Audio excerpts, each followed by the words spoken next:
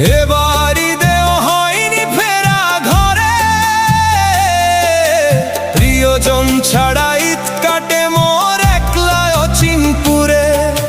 নিঃসঙ্গতা কুরে কুরে খায় তবুও মুখে হাসি, আমি যে প্রবাসী, আমি যে প্রবাসী।